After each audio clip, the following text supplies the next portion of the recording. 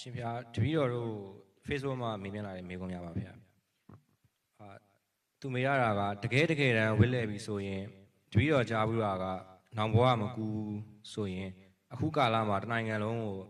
ခုနှစ်သားသမီးတွေကိုစိတ်မချမ်းသာအောင်လုပ်နေတဲ့ပုံကိုယ်တူရှိရပဲဆိုတော့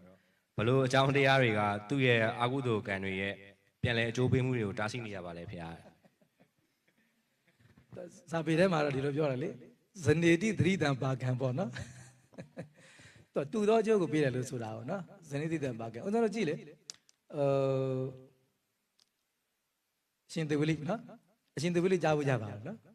ဟိုဘိုက်ထဲမှာဘယ်နေရဘယ်လောက်နေရတော့9နှစ်နေရတာလေဆိုတော့အဲ့ဒီဟာဆိုလို့ရှိရင်အဲ့လိုပဲလေအရှင်သေဝလိတို့ကသူကနော်ဟိုအရင်ဘဝတုန်းကသူကဘယင်ကိုသူကဘယင်ဖြစ်တော့သူများတိုင်းတစ်ခေတ်ကဗရေတရိခေတ်ဆိုတော့အင်အားကြီးတဲ့နိုင်ငံကအင်အားသေးတဲ့နိုင်ငံကိုသိမ့်ပိုက်တဲ့စနစ်ကရှိတာ။အဲ့တော့ရှင်သေဝလိလို့ကဘယင်အဲ့တော့ဘယင်ဆိုတော့သူတို့ကတိုင်းပြည်ကိုကျူးကျော်တယ်ပေါ့ဆိုပါသူများနိုင်ငံကိုသိမ့်ပိုက်ဖို့ကြိုးစားတယ်။ကြိုးစားတဲ့အခါမှာ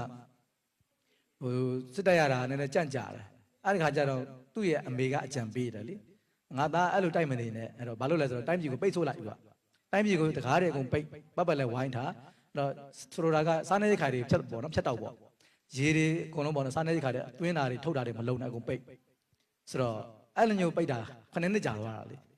9နှစ်ကြာသွားတယ်အဲ့စားနေရိတ်ခါပိတ်တာအဲ့မြို့ကိုပေါ့နော်အဲ့ပြည်ကိုစားနေရိတ်ခါတွေပိတ်လိုက်တာ9နှစ်ကြာတယ်အဲ့တိုင်းပြည်သားတွေကမခံနိုင်တော့ဘူးတိုင်းပြည်သားတွေကစားနေရိတ်ခါတွေပြတ်တဲ့ခါကျတော့မခုခံနိုင်တော့ဘူးလေမခုခံနိုင်တော့လက်နက်ချ